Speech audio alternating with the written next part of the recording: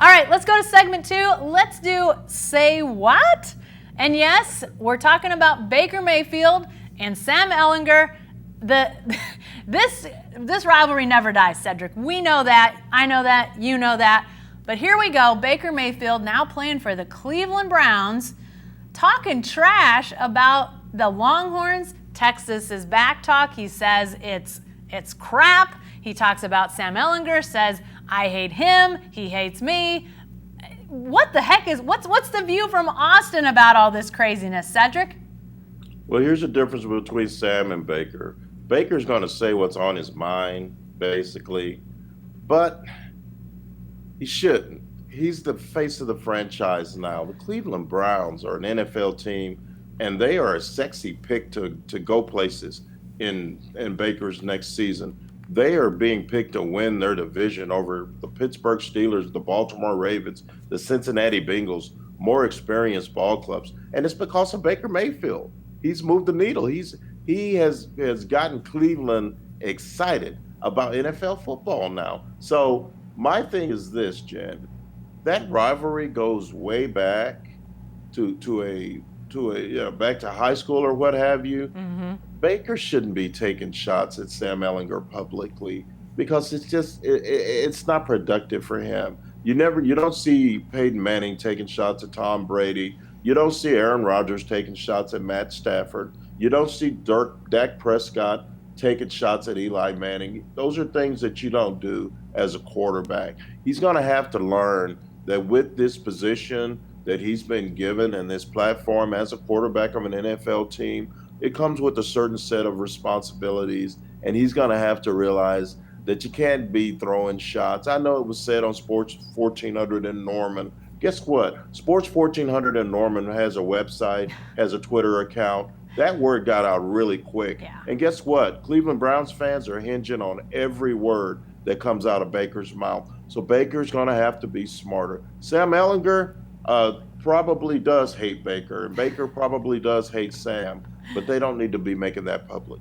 Yeah, and I didn't have any problem with the whole bit about Texas being back. Now, saying that is that fact or crap or whatever you want to say, but at the same time, the whole thing. I mean, to me, Baker Mayfield, Cedric, you bring it up. He's in a different place now. If he wants to talk about the Steelers or the Raiders or, some other team in his division, if he wants to start talking noise about Ben Roethlisberger, sign me up for that. I'm interested. If he's going to talk the same way about guys he's got to play against, then, that's one thing. But here he is. He's writing checks that, Boogie Radley-Hiles and Trey Norwood and other guys on the Oklahoma defense who are there now are going to have to cash. To me, that's unnecessary. And Cedric, you bring it up.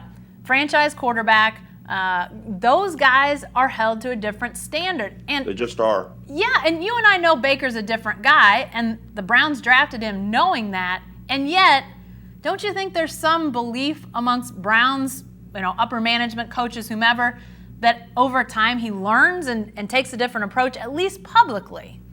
Of course. He's got to grow up. He's a young kid. He has that chip on his shoulder, Jen. Two-time walk-on who became a Heisman Trophy winner. You can't beat that. I mean, so when you look at what he's got going, it's a great story. It's a great American success story.